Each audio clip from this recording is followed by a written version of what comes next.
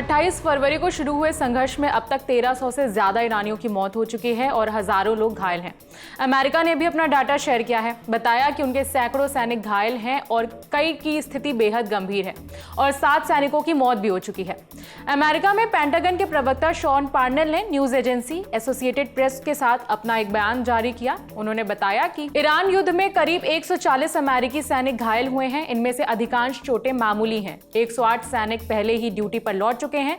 वर्तमान में 8 अमेरिकी सैनिक गंभीर रूप से घायल हैं। इसके अलावा कुवैत और सऊदी अरब में 7 अमेरिकी सैनिकों की मौत हो चुकी है। ईरान में भी मौत का आंकड़ा बढ़ रहा है। संघर्ष के बीच अमेरिकी राष्ट्रपति डोनाल्ड ट्रंप ने इशारा दिया कि जंग को जल्दी ही खत्म करेंगे। हालांकि ईरान फिलहाल सीज फायर के मूड में नहीं है। ईरान ने स्पष्ट संदेश दिया है कि युद्ध कब रुकेगा ये हम तय करेंगे, अमेरिका नहीं। ट्रंप ने अपने बयान में बताया था कि अमेरिका ईरान का भरपूर नुकसान कर चुका है और अब ईरान के पास कुछ भी नहीं बचा है। ट्रंप का दावा है कि अमेरिका करीब 46 ईरानी जहाज डुबो चुका है। जंग के बीच स्ट्रेट ऑफ हॉर्मुज को लेकर भी तनाव है। 2 मार्च को ईरान ने दावा किया था कि स्ट्रेट ऑफ हॉर्मुज बंद है और वहां से जहाज नहीं गुजरने देंगे।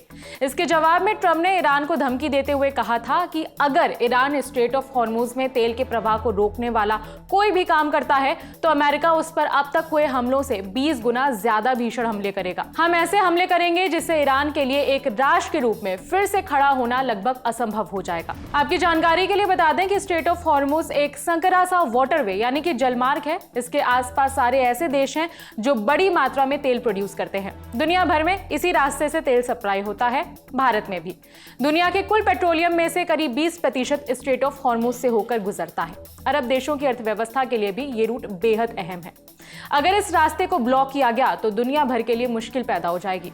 इस संघर्ष का असर अब भारत में भी दिखने लगा है। महाराष्ट्र और कर्नाटक ने चेताया है कि अगर एलपीजी की सप्लाई समय पर नहीं हुई तो सारे रेस्टोरेंट्स बंद करने की नौबत आ सकती है। 10 मार्च को भारत के विदेश मंत्री एस जयशंकर की ईरान के विदेश मंत्री अब्बास अराक्ची से बातचीत हुई थी। एस जयशंकर ने एक्स पर जानकारी देते हुए लिखा, आज शाम ईरान के विदेश मंत्री से बातचीत हुई, चल रहे संघर्ष के घटनाक्रमों पर चर्चा की। हम आगे भी संपर्क में बने रहने पर सहमत हुए हैं। इंडिया टुडे के हवाले से एक जानकारी ये भी सामने आ रही है कि ईरान ने इजराइल और अमेरिका के लिए जासूसी करने के आरोप में करीब 12 लोगों को गिरफ्तार किया है।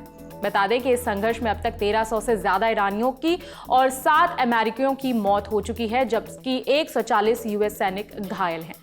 इस खबर में फिलहाल इतना ही। अपडेट्स आप तक पहुंचाते रहेंगे। मेरा नाम है विभावरी। देखते रहिए दी ललन टॉप।